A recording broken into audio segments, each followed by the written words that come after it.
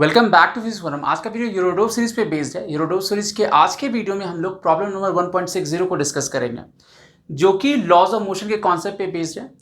आज का जो प्रॉब्लम है बहुत इंटरेस्टिंग एंड हाईली कॉन्सेप्चुअल है, तो इस वीडियो को एंड तक देखिएगा इस कॉन्सेप्ट को समझने के लिए। But before I start, don't forget to like, share and subscribe to my channel. Also hit the bell icon so that you get notified for all upcoming video. So with this let's get started. तो जो problem का statement है 1.60 का, वो कुछ इस तरीके से है। In the arrangement the masses m0, m1 and m2 of bodies are equal. The masses of the pulley and the threads are negligible and there is no friction in the pulley. Find the acceleration A with which the body m0 comes down and the tension of the thread binding together the bodies m1 and m2 if the coefficient of friction between these bodies and the horizontal surface is equal to mu. Consider possible cases. ठीक है, तो actually क्योंकि यहां पर and में जो लिखा हुआ कंसिडर पॉसिबल केसेस, तो यहां पर बहुत सारे केसेस एग्जिस्ट कर सकते हैं। जैसे यहां पर ऐसा भी हो सकता है कि ये सिस्टम एक्सेलरेट ना करे। इनफैक्ट अगर आप इसका आंसर देखेंगे यूरोडोव की बुक में, तो एक्चुअली एक्सेलरेशन जब ग्रेटर देन 0 है, मतलब जब ये सिस्टम एक्सेलरेट हो रहा है, उसके कोरिस्पॉन्डिंग ही आंसर दिया हुआ है। बट हमें जितनी भी पॉसिबिलिटीज है सबको डिस्कस करना है, और मैं आज के वीडियो में जितनी भी इसकी पॉसिबिलिटीज हो सकती है सबको मैं डिस्कस करने वाला हूं। ठीक है, तो सबसे पहले ये सोचते हैं कि पहले सिचुएशन क्या है कि यहां पर m0, m1, m2 ये इक्वल है, मतलब न्यूमेरिकली इक्वल है। जैसे लेट से मान लीजिए ये जो ब्लॉक है, इसके मास को हमने m0 कह दिया, इसको m1, m2 कह दिया, तो ये न्यूमेरिकली इक्वल है। मतलब m0 is equal to m1 is equal to m2, ये मेरा m हो जाएगा। मतलब ये हो गया कि ये 5 kg है, ये 5 kg है, तो ये भी 5 kg हो जाएगा। ठीक है, अब है कि सबसे पहले हम दो अलग अलग केस लेके ही चलते हैं। पहला केस लेके चलते हैं कि अगर एक्सेलरेशन 0 होगा तो क्या होगा। ठीक है, तो सबसे पहले लोग बात करते हैं, क्योंकि हमें सारे केसेस को डिस्कस करना है। तो पहला जो हम लोग केस डिस्कस करते हैं, केस 1 जो है हमारे पास, वो है कि जब एक्सेलरेशन मेरा 0 होगा तब क्या होगा। अब इसमें फर्दर दो सब केस आता है। ठीक है, अगर हम यहां इसका फ्री बॉडी डायग्राम देखें, राइट, तो यहां पर ये जो m0g होगा ये नीचे की तरफ काम कर रहा है। नहीं, यहां पे लेट से टेंशन T1 है, तो यहां भी टेंशन मेरा ये T1 होगा। अगर इस ब्लॉक के रिस्पेक्ट में देखें, इधर अगर देखेंगे तो इस पे T2, जो इस पे लेट से टेंशन T2 है और इस पे टेंशन T2 इधर काम करेगा। राइट, फ्रिक्शन की बात करें तो इस पे जो फ्रिक्शन होगा F1 इधर काम करेगा, इस पे जो फ्रिक्शन होगा F2 इधर काम करेगा। तो ये FBD हमें ध्यान रखना है। ठीक है, यहां जो क्वेश्चन है पूछा गया है, एक्सेलरेशन पूछा गया है, और टेंशन जो यहां इस दोनों ब्लॉक के बीच में जो थ्रेड है उसका टेंशन पूछा गया है, T2 है यहां पे, है ना। तो यहां पर अब ये इस पूरे स्ट्रिंग में जो टेंशन होगा वो T1 ही होगा, है ना, क्योंकि यहाँ पर जो भी पुली है, थ्रेड है, ये सबका जो टेंशन है वो नेग्लिजिबल है, तो यहाँ पे टेंशन थ्रू आउट सेम होगा। और यहाँ पर ये दूसरा थ्रेड है तो इसमें टेंशन कुछ T2 होगा। राइट, तो हमें T2 बताना और एक्सेलरेशन बताना है बॉडी का। इस ये जो m0 जो है जिस एक्सेलरेशन से नीचे आएगा वो क्या होगा। ठीक है, तो पहले हम ये केस लेके चलते हैं कि अगर एक्सेलरेशन 0 होगा तो क्या होगा। 0 की पॉसिबिलिटी इसलिए है क्योंकि यहाँ पे फ्रिक्शन काम कर रहा है। राइट, अब इसमें फर्दर दो सब केस हो सकता है ना, ध्यान से देखिएगा। इसमें पहला जो सब केस होगा, सब केस 1 क्या हो सकता है कि जैसे यहां पर हम बात करें तो T1 मेरा m0g से बैलेंस होगा। राइट, T1 मेरा m0g से बैलेंस होगा। नहीं, और अगर हम m1 के लिए लिखें, फॉर m1 अगर हम लिखें ब्लॉक के लिए, तो यहां पर क्या होगा, T1 मेरा F1 के,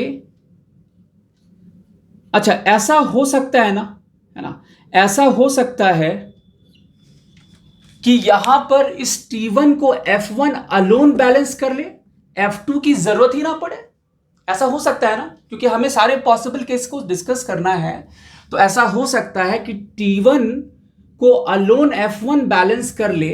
इन दैट केस यहां पे T2 को लगने की जरूरत ही नहीं पड़ेगी। अगर T2 को लगने की जरूरत नहीं पड़ेगी तो मेरा जो ये फ्रिक्शन है F2 वो भी क्या हो जाएगा, 0 हो जाएगा। तो ये हमारा फर्स्ट सब केस है। राइट, तो यहां पर क्या हुआ कि T1 मेरा m0g है और T1 यहां F1 से बैलेंस होगा।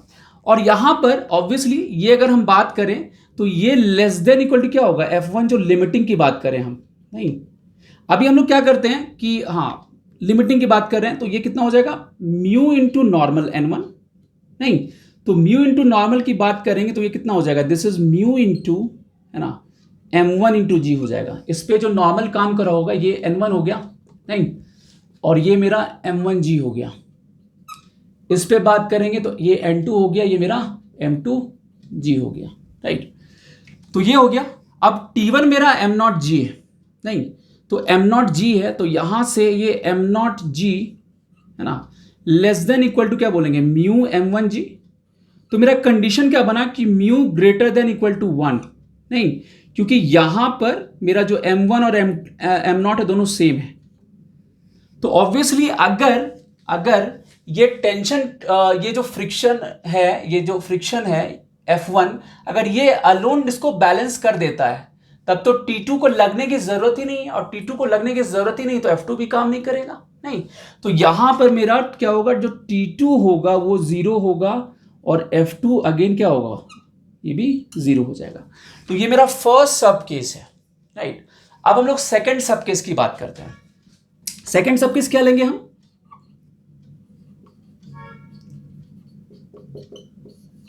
सेकंड सब केस की हम बात करें तो यहां पर क्या होगा कि अब ऐसा हो सकता है कि ये जो T1 है, ये T1 मेरा ग्रेटर देन F लिमिटिंग हो जाए, F1 लिमिटिंग, नहीं मतलब म्यू इंटू M1G से ये ज्यादा हो जाए। सो इन दैट केस मेरा कंडीशन क्या बनेगा, म्यू1 M0G जो है, या क्योंकि T1 मेरा M0G है, क्योंकि अभी भी इक्विलिब्रियम में ही है, नहीं अभी भी एक्सेलेरेशन 0 है, तो इक्विलिब्रियम में है, तो T1 मेरा M0G के इक्वल ही होगा। सो M0G ग्रेटर देन क्या हो जाएगा, म्यू M1G। तो यहां से मेरा कंडीशन क्या बना, यहां से क्योंकि M0 और M1 जो है दोनों सेम है, तो म्यू लेस देन 1 बना, ठीक है। लेकिन अब क्या है कि ये ज्यादा है, बट क्योंकि ये सिस्टम एक्सेलेरेशन में नहीं है तो यहां भी एक लिमिटेशन होगा, नहीं अगर T1 का वैल्यू आप सोचिए अगर F1 F2 दोनों से एक्सीड कर जाएगा तो ये डेफिनेटली एक्सेलेरेट करेगा, बट हम लोग क्योंकि एक्सेलेरेशन का केस नहीं ले रहे हैं, तो अब क्या होगा, इस केस में फर्दर हम डिस्कस करें सब केस 2 को, है ना, तो सब केस 2 को अगर हम डिस्कस करें तो अब क्या होगा, अब अगर हम देखें तो यहां पर क्या होगा, फॉर दिस सब केस 2 T1 मेरा M0G है, और अगर हम M1 के लिए लिखें तो क्या लिखेंगे, फॉर M1 अगर हम लिखें तो T1 मेरा कितना हो जाएगा, T1 मेरा होगा F1, है ना। अब इसमें क्योंकि एंटायर लिमिटिंग फोर्सेस में काम कर रहा होगा उससे ज्यादा वैल्यू है, नहीं तो T2 को लगना पड़ेगा इसको इक्विलिब्रियम में रखने के लिए, सो प्लस T2, नहीं अब ये मेरा कितना है, म्यू M1G है ना, प्लस T2, ठीक है। तो यहां पर अब T2 जो होगा, है ना, T2 मेरा F2 से बैलेंस होगा, क्योंकि अगर हम M2 का इक्विलिब्रियम देखें तो T2 को कौन बैलेंस करेगा, F2 बैलेंस करेगा। सो म्यू M1G प्लस ये F2 हो जाएगा।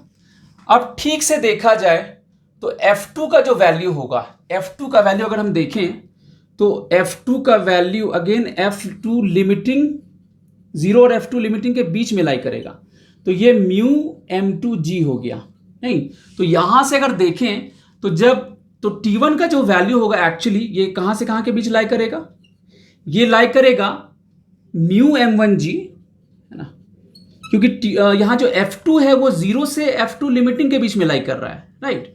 तो ये म्यू M1G एंड ये वैल्यू रख दें यहां पर तो कितना हो जाएगा, म्यू M1G अगर हम F2 का भी का मैक्सिमम वैल्यू रख दें जो कि लिमिटिंग के इक्वल है, सो म्यू M2G हो जाएगा, नहीं तो यहां से मेरा कंडीशन क्या बना यहां पर, है ना, कि T1 मेरा इस रेंज के बीच में लाई करेगा। अच्छा T1 मेरा किसके इक्वल है, M0G के इक्वल है, राइट। तो हम लोग क्या लिखते हैं यहां पर, तो यहां पर हम लोग फिर क्या लिख दें कि T1 मेरा M0G, क्योंकि इक्विलिब्रियम में अभी भी सिस्टम एक्सेलरेट नहीं कर रहा है, तो लिखेंगे म्यू M1G लेस देन, अच्छा यहां पे इक्वालिटी लगा देते हैं, राइट, इक्वालिटी, क्योंकि जब तक इक्वालिटी होल्ड करेगा, है ना, यहां भी इक्वालिटी लगा देते हैं, तब तक ये सिस्टम जो है मूव नहीं करेगा। तो म्यू m1g और यहां पर ये रख दें वैल्यू t1 का वैल्यू m0g, है ना, m0g रख दें and less than equal to mu m1g plus mu m2g। नहीं, अब अगेन क्योंकि m0 m1 m2 ये सब इक्वल है तो यहां से मेरा कंडीशन क्या बनेगा, अगर ये दोनों पेयर लेंगे तो म्यू क्या हो जाएगा लेस देन 1, और अगर ये दोनों पेयर लेंगे तो यहां पर ये 2 म्यू जी हो जाएगा, तो म्यू ग्रेटर देन हाफ आ जाएगा। नहीं, यहां पे ट्वाइस करेंगे, यहां पे 2 म्यू जी हो जाएगा क्योंकि m1 m2 दोनों सेम है, तो mu greater than equal to half होगा, और यहां से करेंगे तो म्यू लेस देन 1 आ जाएगा। तो यहां से कंडीशन क्या बना मेरा कि हाफ से ज्यादा होगा और 1 से कम होना चाहिए। ठीक है, तो अगर टेंशन का वैल्यू है ना, ये जो T1 है मेरा, ये जो F1 लिमिटिंग से अगर एक्सीड करता है तो T2 काम करेगा, और अगेन ये कब तक सपोर्ट करेगा, जब तक F1 F2 दोनों काम करेगा अपने मैक्सिमम वैल्यू तक, तब तक सिस्टम एक्सीलरेट नहीं करेगा। तो कंडीशन मेरा क्या बनेगा कि mu greater than equal to half हो एंड लेस देन 1 हो, मतलब इस कंडीशन तक सिस्टम जो रहेगा वो अनएक्सेलरेटेड रहेगा, एक्सेलरेशन 0 होगा, और जो कोफिशिएंट ऑफ फ्रिक्शन है म्यू, उस पे ये कंडीशन बनेगा। ठीक है, तो ये सब केस 2 हो गया, तो हमने दोनों सब केस देखा, सब केस 1 एंड सब केस 2, राइट। अब हम लोग देखते हैं कि अगर टेंशन का वैल्यू, ये जो T1 का वैल्यू अगर इस दोनों से F1 F2 दोनों से एक्सीड कर जाए, नहीं, तब तो सिस्टम एक्सेलरेट करेगा ही, और वो एक्चुअली के जो सेकेंड केस है वो एक्चुअली सिंपल भी हो जाता है, और इसी के कॉरेस्पॉन्डिंग आंसर भी दिया हुआ है, राइट। तो अगर अब जो सेकेंड केस है, केस 2 की अगर हम बात करें कि अगर एक्सेलरेशन हो जा रहा है, एक्सेलरेशन ग्रेटर देन 0 है, ये सिस्टम नीचे जाएगा, ये इधर मूव करेगा, तो ऑब्वियसली मेरा जो T1 होगा वो F1 F2 दोनों से एक्सीड कर जाएगा। नहीं, F1 इसका जो लिमिटिंग वैल्यू होगा और F2 लिमिटिंग वैल्यू होगा, दोनों से एक्सीड कर जाएगा, या ऐसा बोलेंगे कि mu m1g and mu m2g दोनों से एक्सीड कर जाएगा। नहीं, तो जब ऐसा होगा तो ऑब्वियसली सिस्टम एक्सेलरेट करेगा। अब इक्वेशन ऑफ मोशन क्या लिखेंगे, अगर हम m0 के लिए लिखेंगे तो क्या लिखेंगे, m0g माइनस T1, ये हो जाएगा m0 इंटू एक्सेलरेशन।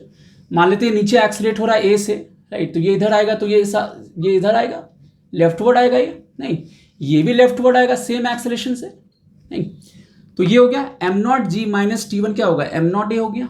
और अगर हम इसको एज ए सिस्टम ले लें तो T2 मेरा इंटरनल फोर्स हो जाएगा। नहीं, so for m1 plus m2 अगर लिखेंगे हम, है ना, तो लिख सकते हैं क्या, तो T1 इस सिस्टम के लिए एक्सटर्नल फोर्स होगा, तो ये T1 हो गया, है ना, और T2 तो इंटरनल हो जाएगा, तो सिर्फ F1 माइनस F2 करेंगे, so minus F1 minus F2, ये कितना हो जाएगा, ये होगा m1 plus m2 into acceleration, right.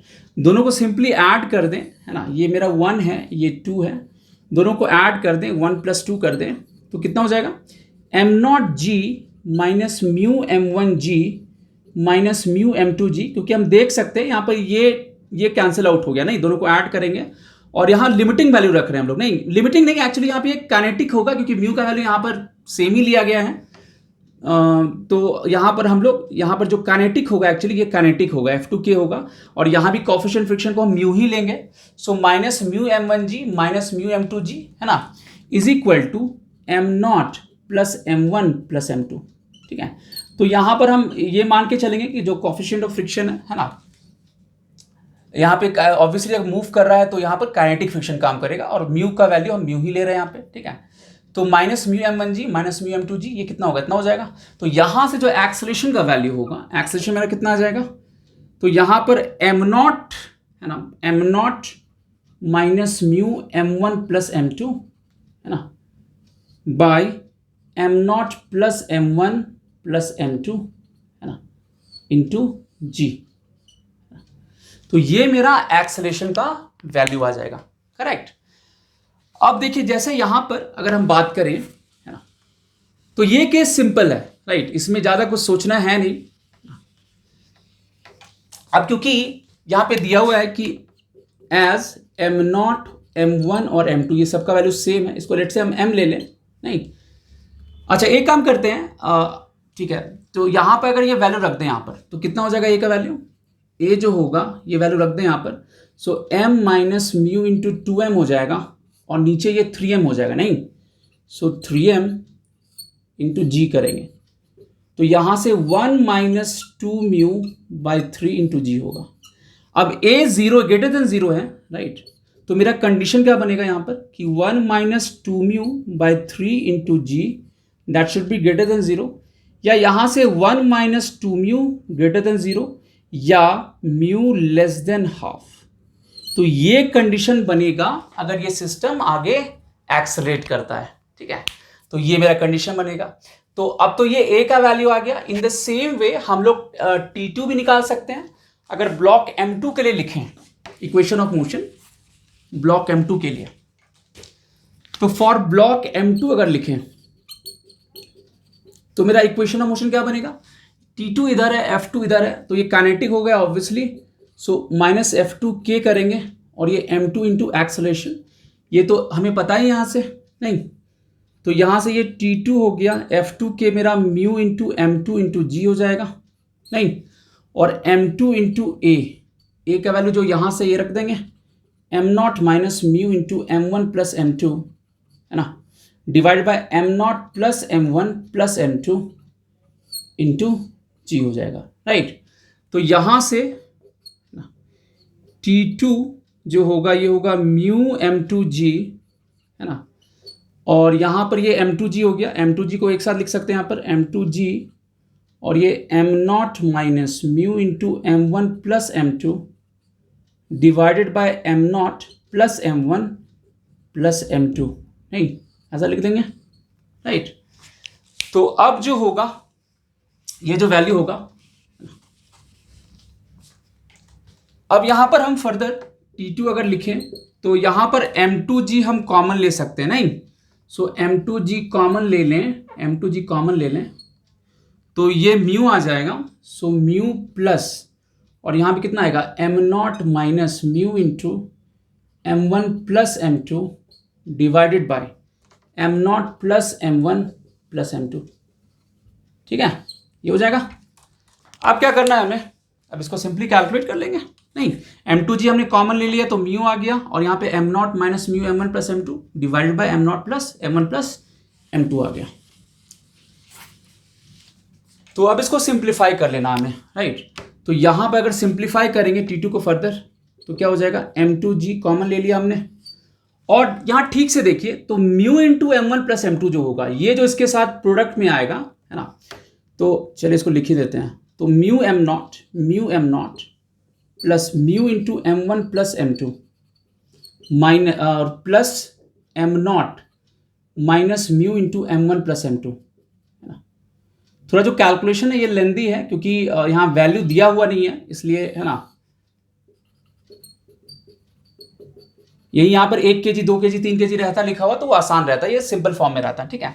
तो ये कैंसिल आउट हो गया, नहीं, ये मेरा कैंसिल आउट हो गया, तो यहाँ से हमारा क्या बना, फाइनल एक्सप्रेशन जो बना, सो M2G mu M0 plus M0, है ना, divided by M0 plus M1 plus M2, नहीं, तो यहाँ से ये हो जाएगा म्यू M0, अगर देखें तो ये M0 बाहर आ गया तो M0 M2G, है ना, 1 plus mu divided by M0 plus M1 plus M2, ठीक है। अगेन अगर यहाँ पर M0 is equal to M1 M2, ये सबका न्यूमेरिकल वैल्यू सेम दिया हुआ है, तो मेरा जो T2 होगा इन दैट केस कितना होगा, ये वैल्यू रख दें यहाँ पर, सो M into G into 1 plus mu, है ना, डिवाइडेड बाई कितना हो जाएगा, ये मेरा 3m हो गया, सो G बाई 3 इंटू